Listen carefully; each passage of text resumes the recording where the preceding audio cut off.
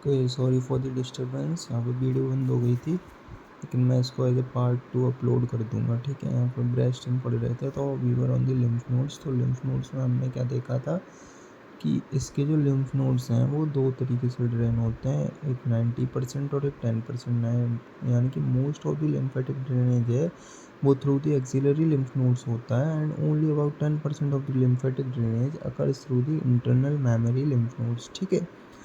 अच्छा, जो axillary lymph nodes हैं इनको हम दो तरीके से डिवाइड कर रहे थे, क्लिनिकली कर रहे थे डिवाइड, और ये दूसरा कर रहे थे हम इसको सर्जिकली डिवाइड। ठीक है, सर्जिकली डिवाइड हमने पेक्टोरलिस माइनर मसल के थ्रू किया था। पेक्टोरलिस माइनर के कौन सा लेटरल होगा, कौन सा उसके बिहाइंड होगा और कौन सा मीडियल होगा, तो ये हमारे पास लेटरल होगा, ये हमारे पास मीडियल होगा, ये इसके बिहाइंड है। बिहाइंड मतलब इसके जस्ट पीछे की तरफ है। कौन सा? Group 2 lymph nodes. अच्छा, ग्रुप 2 लिम्फ नोड्स में ही पेक्टोरलिस माइनर के हमारे एक स्पेशल टाइप के लिम्फ नोड्स आते हैं जिनको हम बोलते हैं rotors lymph nodes. Rotors lymph nodes, इनमें क्या है ना, most of the lymph nodes जो होते हैं वो बिहाइंड द पेक्टोरलिस माइनर होते हैं, लेकिन जो रोटर लिम्फ नोड्स होते हैं ये इंटर पेक्टोरल लिम्फ नोड्स होते हैं। Inter pectoral lymph nodes. चलो, कोई दिक्कत नहीं है, मैं आपको ना इसको थोड़ा क्लैरिफाई करने के लिए थोड़ी सी एनाटॉमी पे ले ही चलता हूँ। एक्चुअली में होता क्या है ना, सबसे पहले हमारे पास ये रिब्स होते हैं। ठीक है, 2 3 4 5 6। ठीक है, समझिए ये हमारे पास है रिब्स। ठीक, रिब्स में है ये हमारी इंटरकोस्टल्स। इंटरकोस्टल मसल्स पता है ना, एक्सटर्नल इंटरकोस्टल्स और इंटरनल इंटरकोस्टल्स दो तरीके की मसल्स होती हैं। एक्सटर्नल इंटरकोस्टल्स हमारी किस में काम में आती हैं? इंस्पिरेशन में। इंटरनल इंटरकोस्टल्स हमारी एक्सपिरेशन में काम में आती हैं। इसके बाद हमारे पास क्या होता है? ठीक है जी, तो हमने यहाँ से ये लिया था सेकंड, थर्ड, फोर्थ, फिफ्थ और सिक्स। लेकिन हम जनरली हमें पता है कि ब्रेस्ट टिश्यू हमारा एक्सटेंड करता है क्लेविकल तक भी ये जा सकता है और नीचे up to the 8th rib तक भी ये जा सकता है। तो हम एक रिब यहाँ पर एक्स्ट्रा लेके चलते हैं। यहाँ पे मान लेते हैं उसको फर्स्ट रिब भी है, और यहाँ पर मान लेते हैं यहाँ पर हमारे पास 7th रिब भी है। ठीक है, फॉर आवर कन्वीनियंस। अब हमें पता है कि ये हमारी एक तरीके से थोरेसिक वॉल हो गई। अब इस थोरेसिक वॉल में एक्चुअली में होता क्या है ना कि यहाँ पे पेक्टोरलिस माइनर का एक्सटेंशन जाता है 3rd to 5th पे, तो यहाँ पे हमारे पास आ गई पेक्टोरलिस माइनर मसल, और इसके ऊपर जो जाता है, जो हमारे पास एक्सटेंशन 2nd to 6th पे है, वो होता है पेक्टोरलिस मेजर का। ठीक है, तो ये हो गई हमारे पास पेक्टोरलिस मेजर मसल। अब ये जब दोनों की दोनों हमारे पास मसल्स हो जाती हैं, उसके बाद हमारे पास होता है फेसिया। तो अब जैसे कि आपने देखो पढ़ा होगा ना कि दो फेसिया होता है हमारे पास, एक होता है डीप फेसिया, एक होता है सुपरफिशियल फेसिया। तो हमारे पास ना यहाँ से आती है superficial layer of deep fascia. ठीक है, ये क्या है? ये है superficial layer of deep fascia. ठीक है। अच्छा, ये हो गई हमारे पास superficial layer of deep fascia. फिर हमारे पास आती है deep layer of superficial fascia. ठीक है, ये पहले से ये जॉइंट रहती है और फिर यहाँ से आकर ये डिवाइड होगी। यहाँ से हमारे पास हो गई deep layer of superficial fascia. ठीक है जी।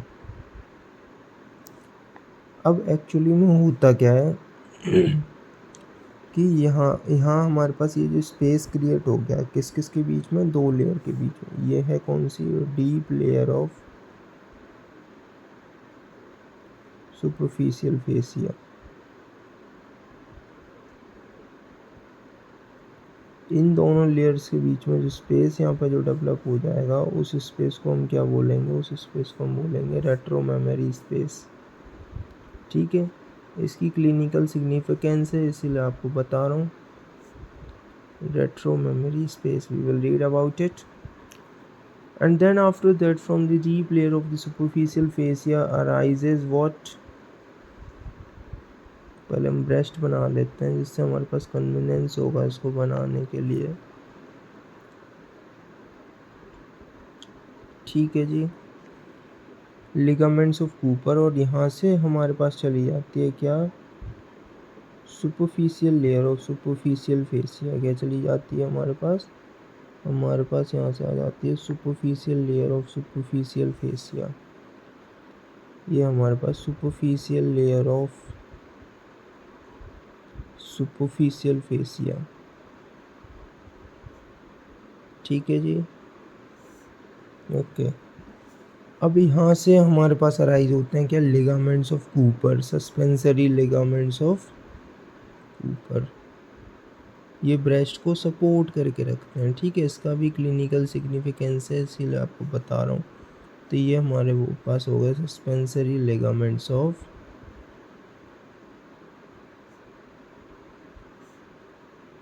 कूपर। ठीक है जी।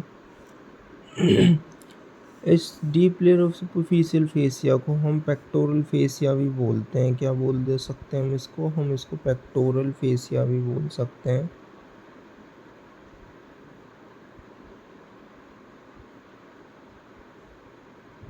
पेक्टोरल फेसिया, ठीक है जी। अब यहाँ पे फिर हमारे पास आपको पता ही होगा कि यहाँ पे हमारे पास एल्वेलाई होते हैं। एल्वेलाई मिलके लोब्यूल्स बनाते हैं, एल्वेलर लोब्यूल। ठीक है, फिर उसमें से डक्ट्स निकलती हैं इस तरीके से। ये लगभग 3 मिनिमम कनेक्ट होते हैं। यहाँ पे छोटा सा एक एम्पुला सा बनता है। फिर उसके बाद हमारे पास मेमोरी डक्ट निकलती है। ये एल्वेलर डक्ट हो गई, ये मेमोरी डक्ट हो गई। मेमोरी डक्ट आके मिलके इस तरीके से 10 to 12 लेक्टिफेरस डक्ट बनाती हैं, और उससे पहले हमारे पास ये एम्पुला आता है। ठीक है, जहाँ पे ये सारी की सारी लेक्टिफेरस डक्ट जहाँ से ओरिजिनेट होती हैं। ठीक है, इस तरीके से। तो हमारे पास क्या हो गया, तो हमारे पास जो डक्टल सिस्टम है मैं वो बता रहा हूँ। एल्वेलाई, एल्वेलर लोब, और you can say the lobule बना लो पहले। एल्वेलर लोब,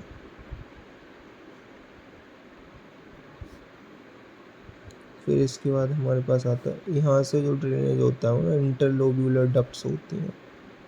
इंटरलोब्यूलर डक्ट्स, ठीक है। यहाँ से हमारे पास होती हैं एल्वेलर डक्ट्स,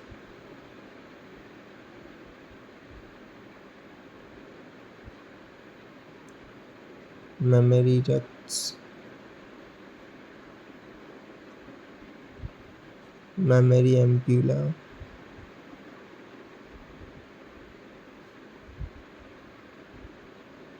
ठीक है जी।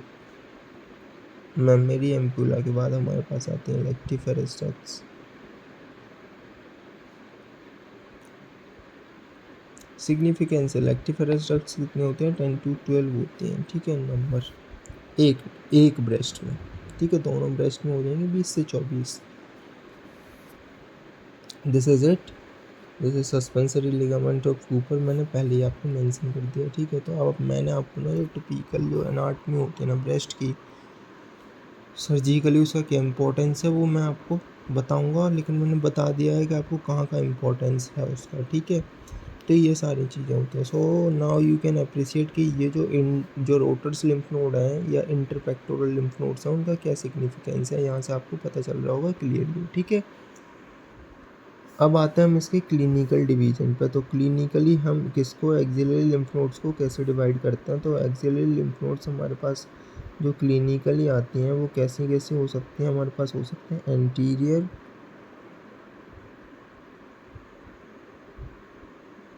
ठीक है जी। इसी तरीके से हम इनको एग्जामिन करते हैं, सेंट्रल, एपाइकल,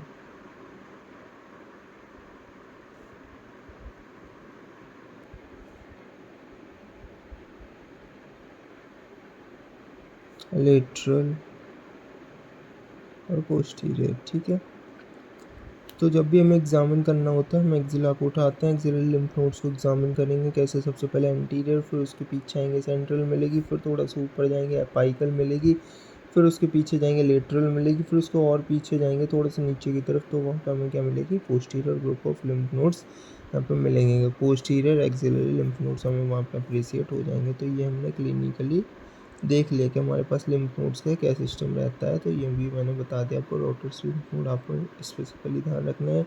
इंटरपेक्टोरल लिम्फ नोड्स भी बोलते हैं, क्योंकि यूजुअली हमें सर्जिकली क्या मिलते हैं, बिहाइंड द पेक्टोरलिस माइनर मिलते हैं, लेकिन यहाँ पे हमारे पास क्या है, इंटरपेक्टोरल लिम्फ नोड्स हैं जिनको हम रोटर्स लिम्फ नोड बोलते हैं।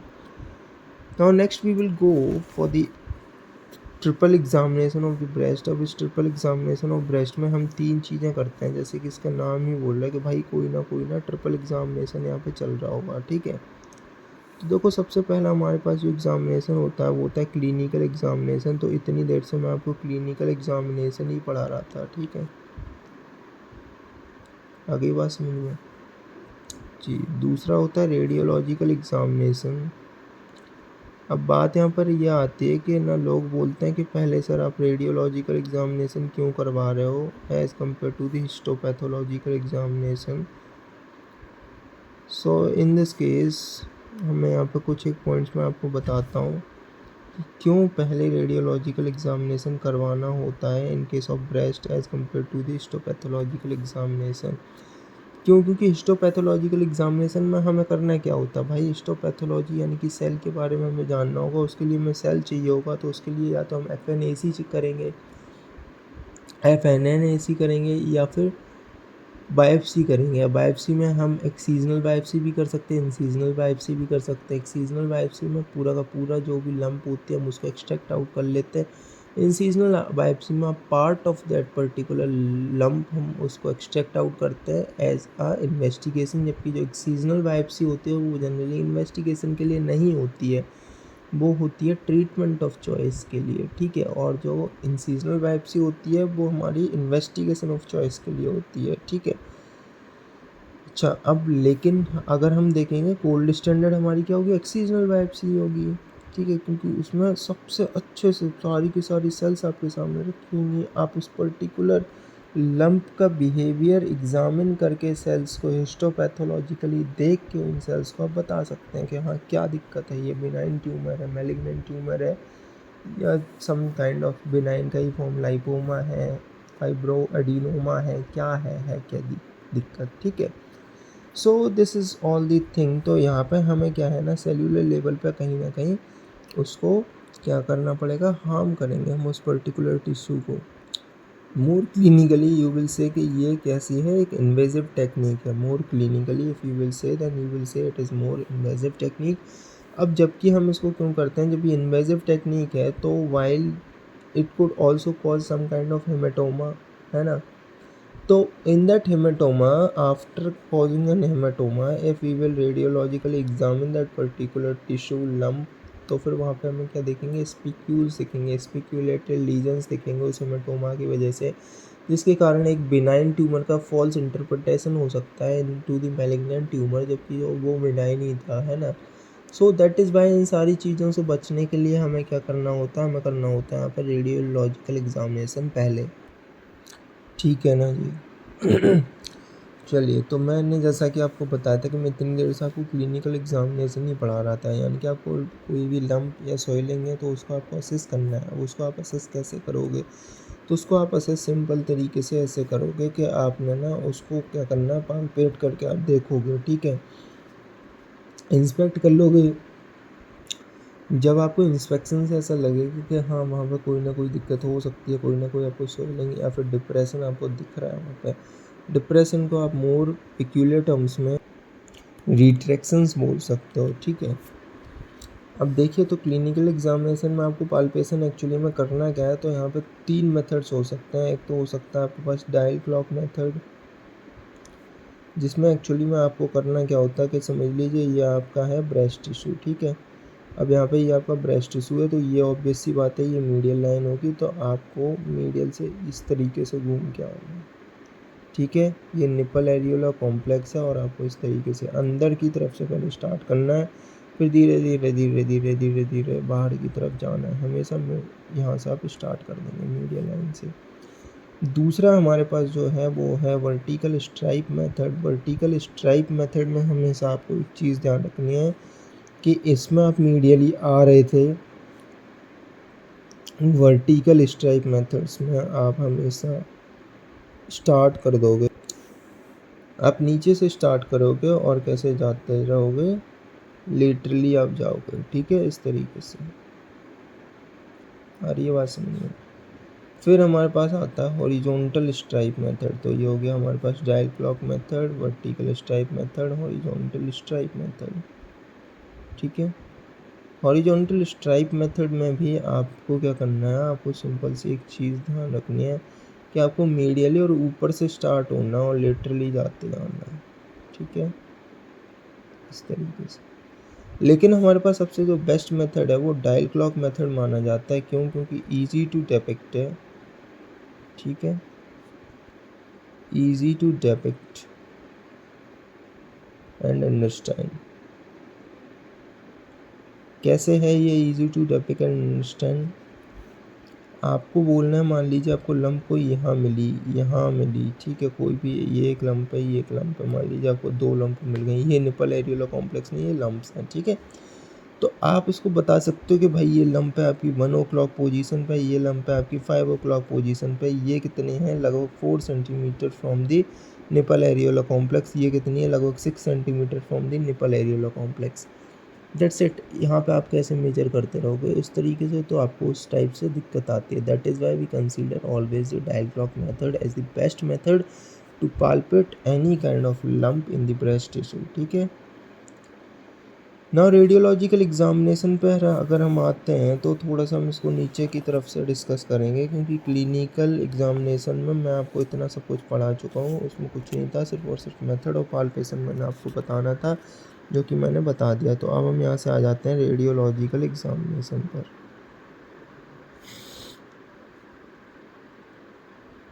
ठीक है, रेडियोलॉजिकल एग्जामिनेशन में आप ब्रेस्ट के केस में सिर्फ और सिर्फ 3 तरीके के एग्जामिनेशन कर सकते हो। सबसे पहला है मैमोग्राफी, जिसको आप बोलते हो ब्रेस्ट का एक्सरे। ठीक है, नथिंग मोर देन दैट। दूसरा जो आपका है वो है हमारे पास USG, ultrasonography of the breast. तीसरा जो हमारे पास है ब्रेस्ट के लिए वो है MRI। कब किसको कैसे कराना है और कितने टाइप्स के होते हैं, ये सारी चीज़ें हम यहाँ पर आके आज देख लेते हैं। तो फिर से ये पॉज हो गया था, आई एम रियली सॉरी। तो यहाँ पे मैं एक बार और आपको बता देता हूँ। यहाँ पे मैंने dial clock method, vertical stripe method, horizontal stripe method बताया था, जिसमें से डायल क्लॉक मेथड हमारा सबसे बेस्ट मेथड था। क्यों था? क्योंकि easy to detect and understand ये होता है। मैंने आपको बताया था कैसे, जैसे यहाँ पे कोई लंप है, यहाँ पे लंप है, हम बता सकते हैं 1 o'clock पे 4 सेंटीमीटर दूर है from the nipple areola complex. हम यहाँ पे बता सकते हैं 5 o'clock पे 5 सेंटीमीटर दूर है from the nipple areola complex. ठीक है, फिर हम रेडियोलॉजिकल एग्जामिनेशन पर आ गए थे। रेडियोलॉजिकल एग्जामिनेशन में हमने मैमोग्राफी के बारे में पढ़ा, USG और MRI। ये 3 ही रेडियोलॉजिकल एग्जामिनेशन जो होती हैं, जो कि हमें ब्रेस्ट टिश्यू के केस में करवानी होती हैं।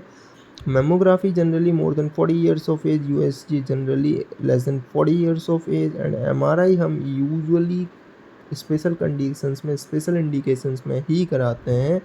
And usually it is also done in these condition, क्योंकि वो स्पेशल हैं, तो मतलब कि कोई ना कोई कंडीशन पहले आ रही है, तो जनरली लेस देन 40 ईयर्स की ही कैटेगरी में आ जाती है ना। आई वॉज एक्सप्लेनिंग कि हम मैमोग्राफी और USG ये क्यों more than less than 40 years का हमने क्राइटेरिया रख रखा है, क्योंकि कोई भी चीज़ होती है तो बिना कारण के नहीं होती है ना। That's what we know. अब हमने जो भी क्राइटेरिया यहाँ पर रखा है, तो अब हम उस क्राइटेरिया में हम क्या देखेंगे, इस क्राइटेरिया में हम ये देखेंगे कि हमारे पास जो मैमोग्राफी है ना, वो मोर देन 40 ईयर्स में क्यों? क्योंकि जो यंग जो फीमेल्स होती हैं, यंग फीमेल्स यानी कि लेस देन 40 ईयर्स में, यंग फीमेल्स में हमारे पास ग्लैंडुलर टिश्यू ज़्यादा होता है as compare to the fatty tissue. क्योंकि 2 टिश्यू होंगे ब्रेस्ट में, जैसे कि मैंने आपको अनाटमी में पढ़ाया था। ये हमारा जो टिश्यू है ये ग्लैंडुलर टिश्यू है। रेस्ट ऑफ दी ये सस्पेंसरी लिगामेंट ऑफ ऊपर को छोड़ के रेस्ट ब्रेस्ट में क्या होगा? Fatty tissue. तो less than 40 years of age यानी कि यंग फीमेल्स में हमारा ग्लैंडुलर टिश्यू ज़्यादा होता है, जिससे कि मिल्क का सीक्रेशन ज़्यादा होता है, ज़्यादा हो। ठीक है, और ओल्डर एज में यानी कि more than 40 years of age वाली फीमेल्स में क्या होता है? फैटी टिश्यू ज़्यादा हो जाता है as compare to the glandular tissue. अब एक्चुअली में होता क्या है कि आपका अगर कोई भी लीजन हुआ, कोई भी ट्यूमर हुआ, कोई भी मास हुआ, तो वो और जो टिश्यू है आपका, जो ग्लैंडुलर टिश्यू है, उसकी शैडो सेम सेम दिखने लगती है ना, वाइटिस। तो अब यहाँ पे मोस्ट ऑफ द वाइटिस ही वाइटिस पार्ट होगा, इसीलिए हम इसको प्रेफर नहीं करते हैं एज ए मैमोग्राफी में। जबकि यहाँ पे most of the blackish part होगा जो कि फैट की वजह से होगा, तो हमें थोड़ा बहुत ही वाइट वाइट पार्ट दिखेगा जो कि थोड़ा बहुत ग्लैंड का टिश्यू होगा या फिर कोई ट्यूमर या मास होगा, ठीक है। इसीलिए मेमोग्राफी हम प्रेफर कर देते हैं more than 40 years of age में। यूएसए हम less than 40 years of age में प्रेफर करते हैं। एमआरआई हम कुछ सर्टेन स्पेशल कंडीशंस में ही प्रेफर करते हैं। That's it, correct. चलिए, तो जो हम मेमोग्राफी करवाते हैं वो हम दो व्यूज़, या पहले हम ये देख लेते हैं कि हम किस किस पर्पज़ से इसको करवा सकते हैं। इसको हम स्क्रीनिंग पर्पज़ से भी करवा सकते हैं एमआरआई को, वो सॉरी मेमोग्राफी को, डायग्नोस्टिक पर्पज़ से भी करवा सकते हैं, ठीक है। जब भी हमें इसे स्क्रीनिंग पर्पज़ से करवानी होती है तो हमें क्या करना है कि हमें किसी न किसी को स्क्रीन करना है। तो एक तो रूटीन स्क्रीनिंग में more than 40 years of age, latest अभी 40 ईयर्स है, पहले 45 भी हुआ था ये बीच में, लेकिन अभी लेटेस्ट ही 40 ईयर्स ऑफ एज है। 1 ईयर पे हमें इसके रेगुलर स्क्रीनिंग के लिए हम इनमें कर सकते हैं, ठीक है, फीमेल्स के लिए। लेकिन कुछ एक सर्टेन कंडीशंस में, ये तो नॉर्मल हो गई 40 ईयर्स से ज़्यादा पे हमें 1 ईयर में यानी कि ईयरली स्क्रीनिंग करनी है। लेकिन कुछ एक कंडीशन में, जैसे कि जो कंडीशंस हो सकते हैं जहाँ पे हमें 35 ईयर्स से ही, फ्रॉम 35 ईयर्स हमें स्क्रीनिंग स्टार्ट कर देनी चाहिए। और ये हमें कब करनी चाहिए, ये इन कंडीशन में कि या तो कोई स्ट्रॉन्ग फैमिली हिस्ट्री हो, समझ रहे हो, स्ट्रॉन्ग फैमिली हिस्ट्री हो किसकी, कोई भी ब्रेस्ट से रिलेटेड लंप नोड्स या फिर ट्यूमर्स या कार्सिनोमा से रिलेटेड कोई भी हिस्ट्री हो। दूसरी, रिस्क ऑफ ब्रेस्ट कैंसर, अगर हमें पता हो कि जेनेटिक रिस्क या फिर आपका acquired risk of breast cancer is more than 20%, वैसे 15% ही हम ले लेते हैं, लेकिन ठीक है 15 to 20% बोल देते हैं। मोर देन 20% ऑन किस में, गेल इंडेक्स में। ये कुछ एक इंडेक्सेस हैं, वो मैं आपको बाद में बताऊंगा। एक गेल इंडेक्स है, दूसरा है बरका प्रो इंडेक्स, ठीक है। अगर इनके अकॉर्डिंग आपका रिस्क ऑफ ब्रेस्ट कैंसर 20% से ज़्यादा है तो आपको यहाँ पर 35 ईयर्स से ही स्क्रीनिंग करवानी शुरू कर देनी चाहिए। ये भी ईयरली स्क्रीनिंग ही होगी, ठीक है, 1 ईयर में ही होगी। नाउ तीसरी जो कंडीशन आती है यहाँ पे, हम जो फीमेल्स में है फ्रॉम 25 ईयर्स से स्टार्ट कर देते हैं। लेकिन अब आपको पता होगा ये 25 ईयर्स की अगर कोई एक फ़ीमेल, मतलब कि वो बहुत ज़्यादा यंग फीमेल है, तो हम उस वाली फ़ीमेल में मेमोग्राफी तो वी विल नॉट प्रेफर, है ना, क्योंकि हम 35 ईयर वाली में भी यूएसजी प्रेफर कर सकते हैं। अगर हमें मेमोग्राफी से कोई कुछ ज़्यादा इफ़ेक्टिव चीज़ नहीं दिख रही है तो हम उसकी यूएसजी भी करवा सकते हैं। लेकिन 25 ईयर्स की जो फीमेल है, we will not go for that particular mammography.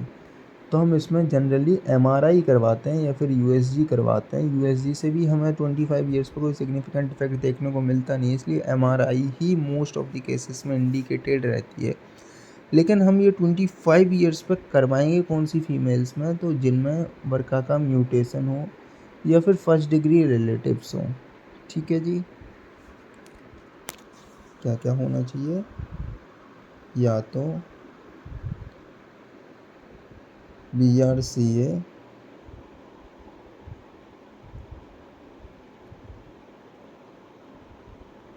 Mutation हो या फिर फर्स्ट डिग्री रिलेटिव हो, किसका, ऑफ पेशेंट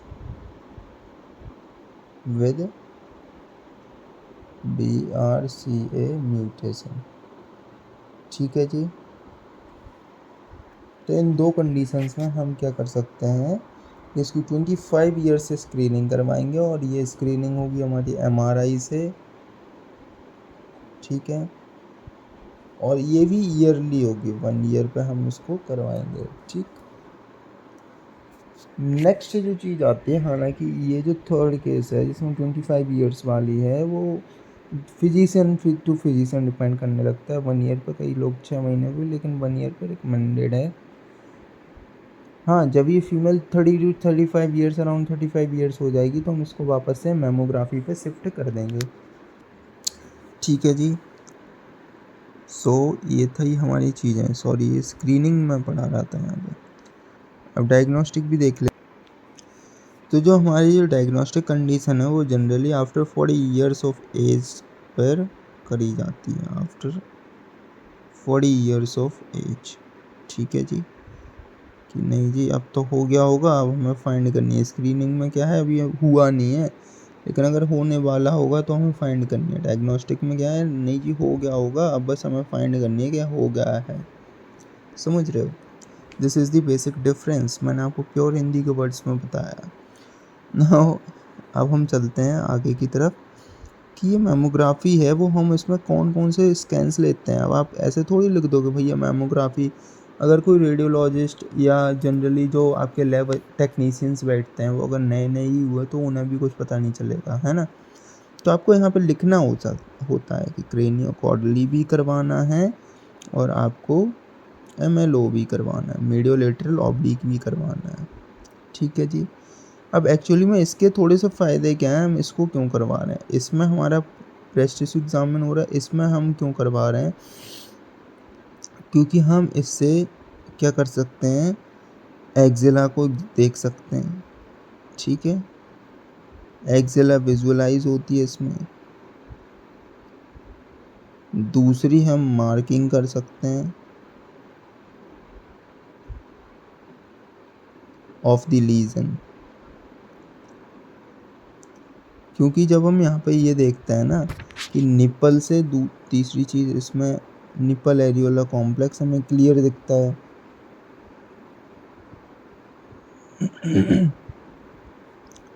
क्लियरली विजुअलाइज होता है। अब जो मार्किंग जो हम कर रहे हैं ना इस लीजन की, एक्चुअली में देखिए उससे क्या होगा कि जो हम मार्किंग कर रहे हैं लीजन की, इस मार्किंग को हम कैसे करते हैं, जो निपल एरियोला कॉम्प्लेक्स है, सपोज मैं यहाँ पे ऐसे बना देता हूँ MLO व्यू। ठीक है, ये आपकी एक्जिला आ जाती है। तो यहाँ से जब हम ये मार्किंग कर देते हैं तो ये मार्किंग हमारी हो जाती है माइनर की, और इसके ऊपर का सेगमेंट बन जाता है सुपीरियर और इसके नीचे का इन्फीरियर। ठीक है, तो इस तरीके से जो लीजन है वो सुपीरियर है, इन्फीरियर है, इस तरीके से हम लीजन को डिवाइड कर देते हैं। ठीक है, जैसे सुपीरियर लीजन है, इन्फीरियर लीजन है। ठीक है जी। अब हम आते हैं इस कंडीशन पे कि जो हमने मेमोग्राफी जो हम करवा रहे हैं उसको आप असेस कैसे करोगे। तो इस मेमोग्राफी को आप असेस ऐसे करोगे कि इस मेमोग्राफी में आपको 2 तरीके के लीजन्स देखने हैं। एक तो बेनाइन देखने हैं, ठीक है, दूसरा आपको देखना है मैलिग्नेंट। अब जो आपके जो बेनाइन जो लीजन्स होते हैं उनकी क्या पिक्यूलर फीचर्स होते हैं वो मैं आपको बता देता हूँ। मैलिग्नेंट के क्या होते हैं मैं वो भी आपको बता देता हूँ। ठीक है, तो जो बेनाइन आपको दिखेगा ना मेमोग्राफी में, तो बेनाइन लीजन में आपकी क्या होगी, क्लियर या फिर वेल डिफाइंड मार्जिन्स होंगे। ठीक है जी, विद हेलोज के साथ होंगी। ठीक है, मे और may not be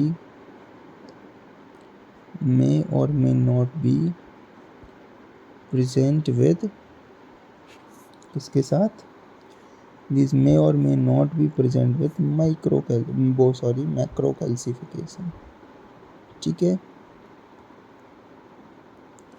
macro calcification. जबकि आपका जो मैलिग्नेंट ट्यूमर होगा वो इरेगुलर डिफाइंड मार्जिन्स होंगी।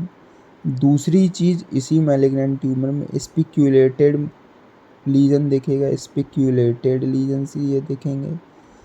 तीसरी बात, इसमें हैलो नहीं दिखेगा। ठीक है, चौथी बात, इसमें माइक्रो कैल्सिफिकेशन दिखेगा। ठीक है जी। अब फिर हम ये भी पढ़ेंगे कि भाई ये माइक्रो कैल्सिफिकेशन कैसे कैसे दिख सकता है, तो वो हम अभी बताते हैं। ऐसा करते हैं, इधर बता देते हैं ना, इसमें कंप्लीट हो जाएंगे। ओके, सबसे पहले मैं बता देता हूँ किस किस तरीके के ये देख सकते हैं। ठीक है, सबसे पहले इसमें हो सकता है पॉपकॉर्न लीजन, है ना। कैल्सिफिकेशन के टाइप्स हैं, लेकिन पॉपकॉर्न टाइप का दिख सकता है। ये हमें जनरली दिखता है फाइब्रो एडिनोमा में। अच्छा, आपको ये पैथोलॉजी का रॉबिन्स का डायग्राम तो याद होगा ना। चलिए मैं इसी में आपको थोड़ा सा समझा देता हूँ। यहाँ पे इपिथेलियल हाइपरप्लेसिया होता है ना। Epithelial hyperplasia can lead to DCIS, ductal carcinoma in situ. ठीक है, DCIS से ही आपका फाइब्रो एडिनोमा हो सकता है। ठीक है, पीछे की तरफ हिमेंजियोमा हो सकता है। ठीक है जी, उसी का मैलिग्नेंट फॉर्म हमारे पास क्या हो सकता है, एंजियोसार्कोमा हो सकता है। ठीक है, दैट्स इट, समझ गया। Epithelial hypoplasia, DCIS, fibroadenoma, fibrosarcoma, hemangioma, angiosarcoma. ठीक है, वापस आ जाते हैं इधर की तरफ। हम थे कहाँ, fibroadenoma, popcorn type of nodules या कैल्सिफाइड लीजन्स जो हमें दिखते हैं लेड पाइप की तरह अगर हमें दिखते हैं ना, तो इनको हमें थोड़ा अच्छे से देखना है, क्योंकि ये ना फैट नेक्रोसिस की वजह से हो सकता है। हमारे ब्रेस्ट टिश्यू में फैट होता है फीमेल्स में बहुत ज़्यादा, तो फैट नेक्रोसिस की वजह से ये हमें क्या कर सकते हैं, ये दिख सकते हैं, किसी भी ट्रॉमा से फॉलो कर सकते हैं। लेकिन ये ना जब हम ट्रीट करते हैं इसको, तो एनसेड्स वगैरह जब हम देते हैं तो ये काफ़ी सही होने लगता है, काफ़ी इम्प्रूव होने लगता है। ठीक है, तो हम इसको ट्यूमर से इसको हम मिसकंसीडर कर लेते हैं कि ये ट्यूमर हो सकता है, लेकिन एक्चुअली वो नहीं होता, वो फैट नेक्रोसिस होती है। ठीक है, फिर आता है ब्रोकन नीडल।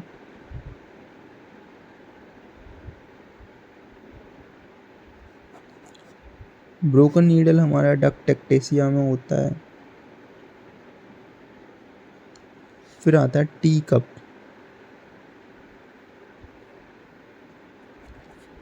टी कप हमारा फाइब्रोसिस्टिक डिजीज में होता है, फाइब्रोसिस्टिक डिजीज फेज में। ठीक है ना, अब ये किस किस फॉर्म में मिल सकते हैं हम वो चीज़ यहाँ पर देख लेते हैं। ठीक है, तो ये कैसे मिल सकता है हमें, क्लस्टर में। अगर ये कहीं ना कहीं क्लस्टर में दिख रहे हैं तो वो ज़्यादा सीवियर फॉर्म है, मोर रिस्क टू, वहाँ पे कैंसर है। दूसरा, ये लीनियर दिख रहे हैं, है ना, एक लाइन से बने हुए हैं सारे।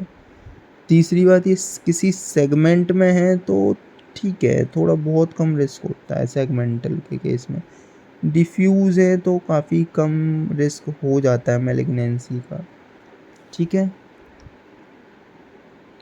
ठीक है, तो दिस इज़, अच्छा एक और चीज़ यहाँ पे ध्यान रखनी है, डिफ्यूज़ से ध्यान आया कि फीमेल्स में आपको ये तो पता होगा भाई, मेकअप का सिस्टम चलता है, तो मेकअप जब होगा तो वहाँ पे टेल्कम पाउडर का यूज़ होता है, वहाँ पे ब्रेस्ट टिश्यू पर टेल्कम पाउडर डला रहता है।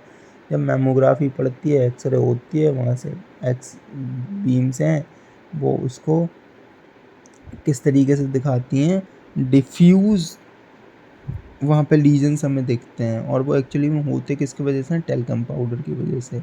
लगता क्या है कि भाई कोई ना कोई बिनाइन या मैलिग्नेंट कंडीशन हो सकती है। अच्छा, दूसरी चीज़ मैंने आपको एक और चीज़ बताई थी कि यहाँ पर हमें बिनाइन मैलिग्नेंट में यहाँ डिफ्रेंशिएट करवाया जाता है, जहाँ पर क्लियर मार्जिन्स थी या वेल डिफाइंड मार्जिन्स थी, हेलोज थे। ठीक है, और यहाँ पर एक और चीज़ आपको करनी है कि ये जो होता है ना, जनरली बिनाइन वाले होते हैं kidney shaped and fatty hilum होता है इनमें। कैसे होते हैं ये, किडनी शेप्ड होते हैं विथ फैटी हाइलम लीजन्स, जबकि जो मैलिग्नेंट होते हैं ये होते हैं हमारे पास rounded and no fatty hilum. Calcification की बात कर रहा हूँ मैं यहाँ पे, जो उनमें कैल्सिफिकेशन होता है उसी तरीके से होता है। ठीक है, सॉरी मैं आपको कहीं और ही दिखा रहा था। लिटरली सॉरी, यहाँ पर हम देख सकते हैं क्या बताया था मैंने आपको, यहाँ पर मैंने लिख रखा है क्लियर वेल डिफाइंड मार्जिन्स, ठीक है। राउंड, ये कैसे होते हैं, किडनी शेप्ड होते हैं, बिनाइन, ठीक है, और विथ फैटी हाइलम के साथ। मेलिग्नेंट होते हैं rounded and without fatty hilum, ठीक है, इनका जो कैल्सिफिकेशन होता है। यूएसजी एमआरआई हम नेक्स्ट में पढ़ेंगे। Till then bye bye. इसको आप रिवाइज कर सकते हैं एक बार और। ओके।